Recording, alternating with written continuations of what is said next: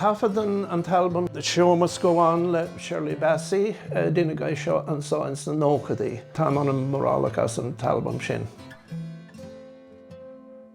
Bunaíodh an cólacht Stiúideo an tSuláin tuaireanta na nódaíodh 82. Tá sé arónachtaí ceoltóirí agus audiobooks sesiún din Mary Black Tafada istigán, Jimmy Crowley na daoine san go léir. Rimmer alán tafadan san go bhfuil an bhródúlas go háirithe album a bhain a rinnemer ná Cry of a Dreamer le Sean Tyrrell. Agus tá sé sin ar fáil fós agus tá an cáil. Tá King Ellenson le Christy Moore, Mary Black agus Phil Coulter ag mar a géana.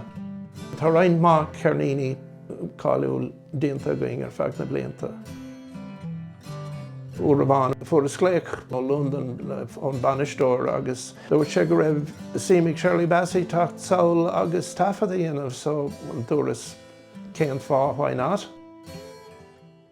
Gach maidin tuairtí saoils agus leannaigh sé a gobar beidh go dtí na cairn an cógaí clog agus in a dhéag san racatí siar go dtí clárna agus síos for a pint na rudaí mar sin. Bhí sé an cardúil den anna dheasa bhí an. Ní a bis a géan go raibh sé an soth.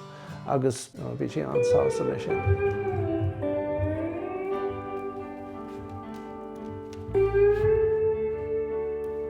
Is é seo an céad lá a bheith tafada ceart ar siúil an san stúdio seo agus an áit oscailt arís.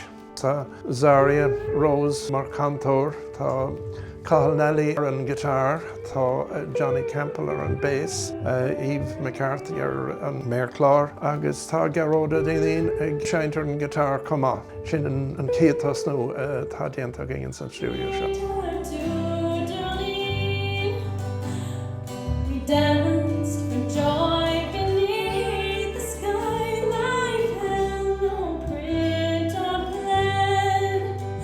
Sontam gom go bhfuil an stúdio ar taobh oscailte arís.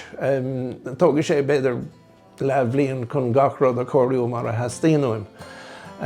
But is áis a rónach do Mhúirne mar tugann sé daoine bíon láistín, béaltaí agus seirbhí sé eile a teastáil agus go bunósach chun sé ólas ar an áit ar fud an domhan comá mar gach Carolina Dentar bíon fógraíocht agus publicity a gháil leis agus a gcónaí ní éon locht é den mhuintir na háite ach an éiread.